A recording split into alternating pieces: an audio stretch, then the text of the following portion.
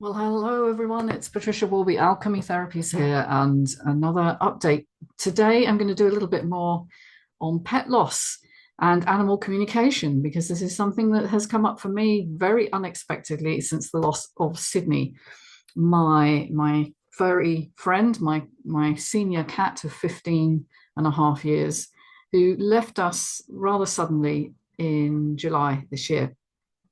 And now I'm not going to go over some of the initial reactions and responses to that because I've done that in other videos, which I will include links to below. Today, I want to talk about some of the surprising, ongoing revelations and extraordinary serendipitous moments that have occurred since. We have been in contact with a lady who claimed to have a message from Sidney for me. I've talked about that and what he said. What the amazing news now is that the lady in question has recorded a meditation for people going through those initial stages of pet loss, the tremendous grief, and particularly if you've had to be the person making that decision for them to go. In other words, it wasn't a natural death, but euthanasia.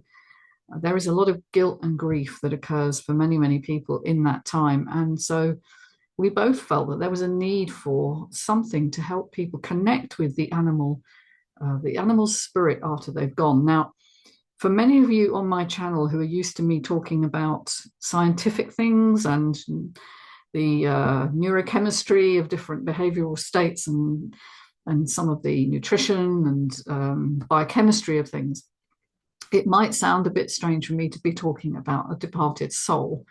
And I don't want you to think for a minute that I've sold out and gone into the realms of the total woo-woo, although I'm a little woo-woo, and I make no bones about that. I think the holistic approach has, much to inform the scientific. But I have become aware since this communication and since I've been researching online that there are some very good telepathic experiments from conducted by not just individuals but agencies as well. The police often use they don't talk about it, but they use telepathic people to help communicate information, and also in the world of animal behavior, helping people manage symptoms that they're experiencing, behavioral symptoms that they're experiencing with their animals.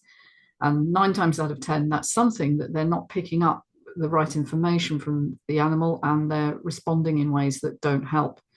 And so what should pop in was an interview on Maim's Bialik's channel, which I subscribe to, with the first time she has ever interviewed an animal communicator, in my awareness anyway, and I've watched an awful lot of her videos.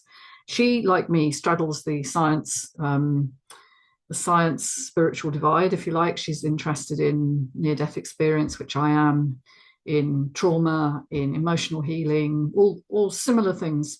They have great guests on their show because it's a well-supported show. It's reached a huge number of people now and has monetization. So, it had advertising revenue to support it. But anyway, it included the interview with the lady in question, who was on something called the Telepathy tapes as well, which, if you've ever done any sort of spiritual, pseudo-scientific, that kind of metaphysical investigation, you'll have come across the Telepathy tapes. And this lady was highlighted on that program. And so they invited her in, and that popped up last night on my YouTube feed after I'd had the most extraordinary day, which I'm now going to describe. So I think that was the serendipitous event number one, was that actually popping up into my YouTube feed when, to my knowledge, no animal communicator has ever been interviewed on her show before. Why it should happen that night. The time when I've been doing a lot more on remembering Sidney, I was told very early on by Ruby, the lady I've been working with, to keep his memory near. How have I done that? A variety of ways. I talked about the mystery of the red envelope. Here I have it here. It's getting a bit, yeah, damaged now from so much use. In here, I have whiskers, fur, which, you know, when I sniff the fur or connect with it, that I believe brings me closer to that energetic connection. And in fact, I did have my first dream of Sidney the same evening after I did that. I sort of rubbed the fur in my hand and then I sniffed it, and I could definitely detect a Sidney smell, which was so wonderful. His smell was so wonderful, sort of outdoorsy and earthy at the same time. And then in my dream, he came to me. My dreams often follow a familiar pattern of being somewhere in transition. I'm always in transition. I'm either waiting to go on a flight or a train or get a lift somewhere, and I'm trying to pack. These are my recurring dreams, and I have interpreted that now as it's sort of getting ready for death. It's like preparation. It's like, what do I need to take with me? Not that I am preparing for death. I promise you, I'm not. I'm very much alive, but you know, I think an existential fear of a lot of people is what happens when I die. And I think that's what my subconscious is going through. So I was having a very traditional packing dream, which I have a lot of. And then in walks Sidney into my dream. And he walked in the room where I'm sort of getting my stuff together. And I'm like, hang on a minute, this can't be. I remember saying, this can't be. You're gone. You just sort of looked at me like, well, evidently not.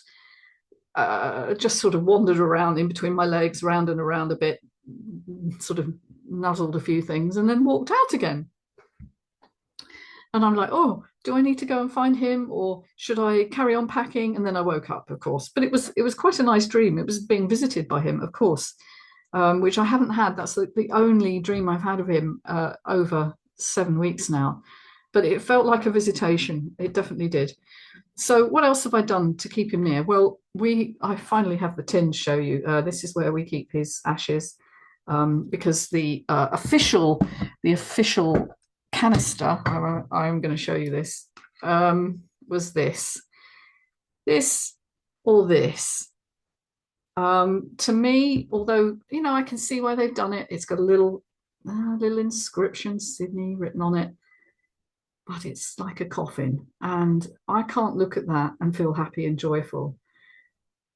I can't remember him as I want to remember him. I only remember the sadness and the loss of that day.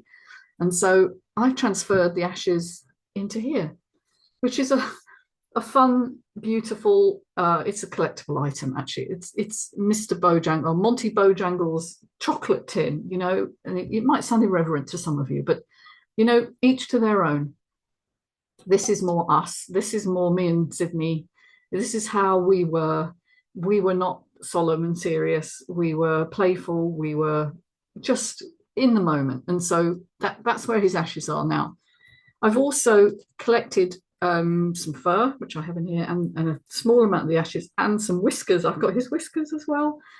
And I had a very strange and serendipitous conversation with a lady in a local craft shop recently about getting some form of memento made out of those materials, because they can be embedded in resin and made into a little pendant or a ring. And I would like it as a pendant because I would like it around my heart. Wearing Sidney around my heart seems like a really good idea. And we were just talking about it. And she said, I do that. And I'd be happy to play with that a little bit with you and see if I can come up with something.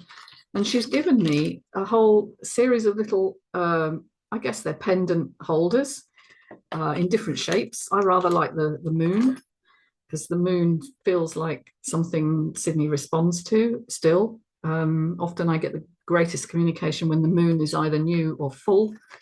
And you pour the resin inside and you embed. This one has got a little bit of fur, and it's not Sidney's fur, it's someone else's. So we have been having that conversation, and I'm about to choose the shape and the style of the pendant. There's a diamond one here with, she's just put some grass in as an example. Don't know if you can see that. Well, it's quite beautiful, you know. But I think I like the moon, but the pendant is rather lovely too. Teardrop, I guess.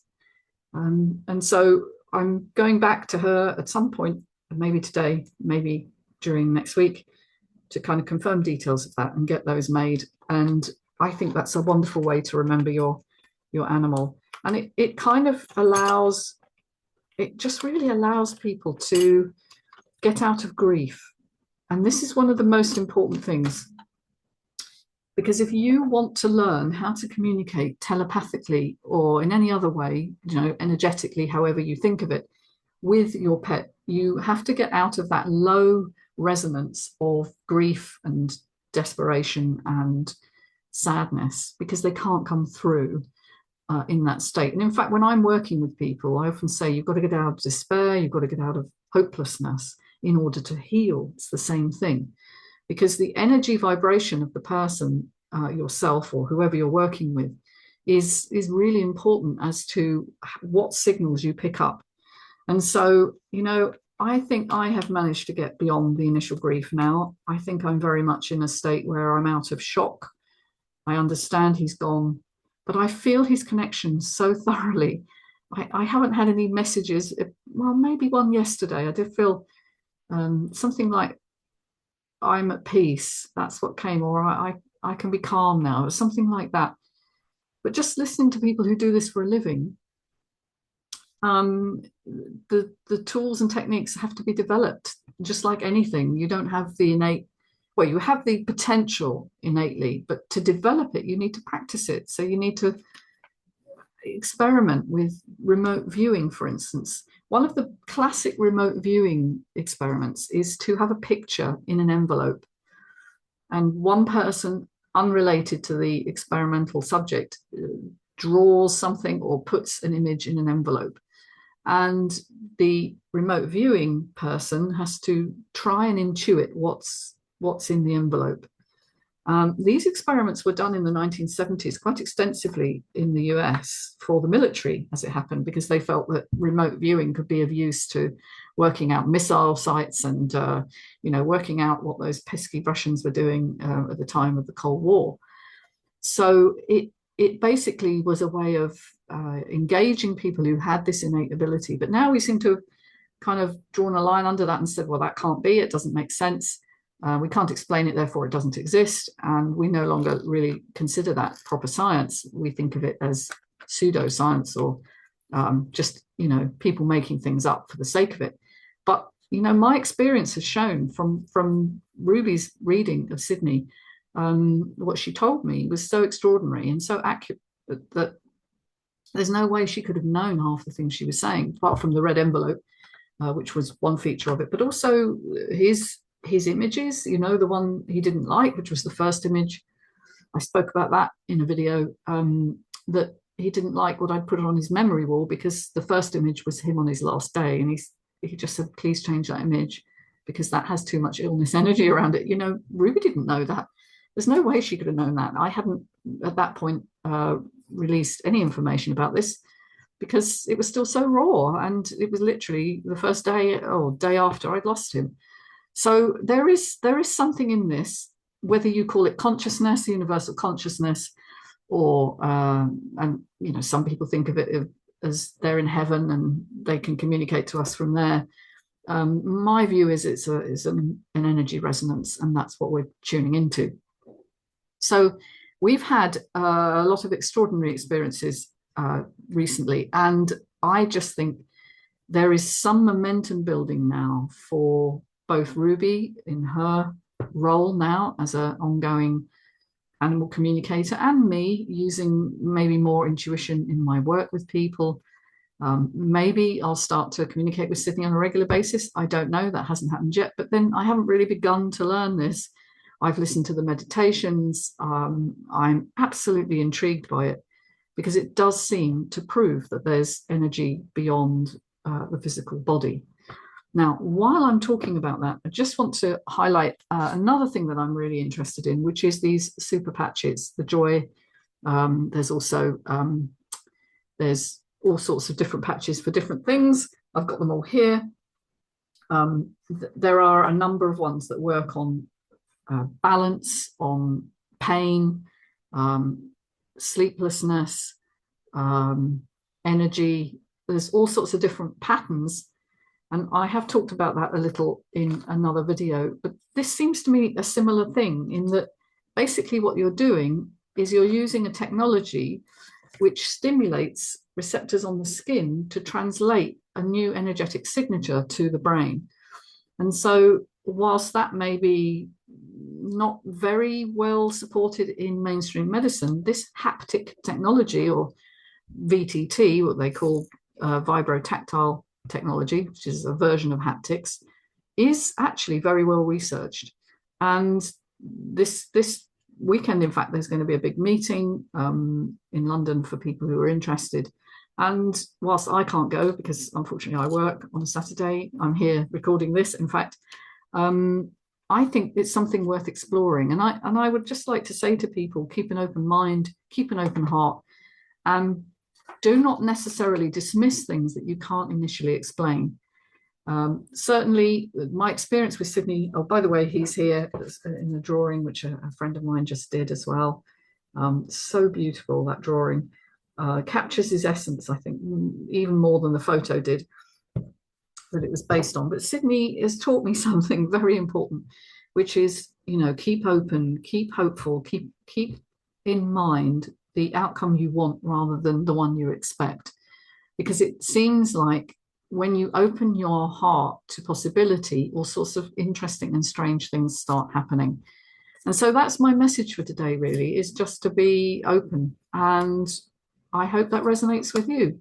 If you'd like to get in touch, maybe to do one-to-one work, or maybe join my group program, which is upcoming, the Reset Nervous System Reset program, which I'm launching in October, then do get in touch. You can find all the details on alchemytherapies.co.uk, or you can find more about me on patriciawarby.com. Take care, everyone. Don't forget to subscribe, and see you soon. Bye-bye.